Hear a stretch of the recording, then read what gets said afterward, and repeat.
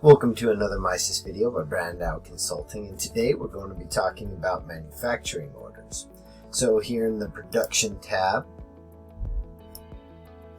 right down here, we're going to click on production tab and manufacturing orders. We're going to create a new manufacturing order today. And it's going to auto-populate right up here. We can put description, build item number. So once again, just like in the work orders, the only item type available is assembled. So we're going to look for P50 again, which is right here. We're going to select that. And now we're going to go down here to job number 2, location number. And that's all the inputs that we have to have in order to move forward. We also want to put how many we ordered. So we're going to do 1,000 on this order. And we're going to open it just like we did last time. Do you want to auto-populate this? Yes, we can. We can also click on this button right here to do that. So we click here, select that.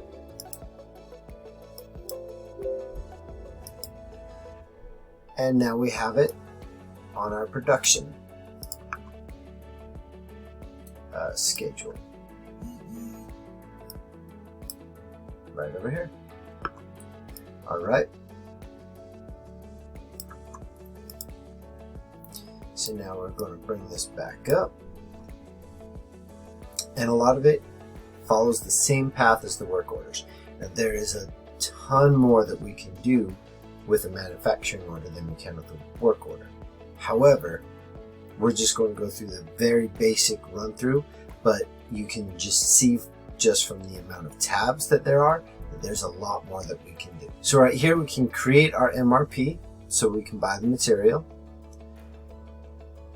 But we're just going to move on and we're going to start our manufacturing order.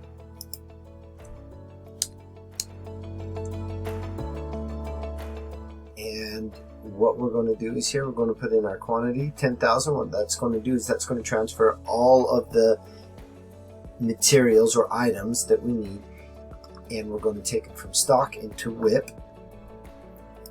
And we're going to click transfer. And what that does is when we close this down, if you notice, we've gone to 1,000 allocated. So next what we're going to do is we're going to move on, and we can go to complete manufacturing order. So quantity, we put in 1,000. Once they're done, click assemble. What that's done is that has moved everything now from allocated to completed. And now we can close our manufacturing order. And as I said before, there is a ton more that we can do with manufacturing orders. But for this simple tutorial, we just walked through the very basic steps and the workflow. So now we're going to close this, close the order, completed successfully, and we're done. If you found this helpful, please like, share, subscribe, and comment below. Let us know what else we can help you with. Thanks.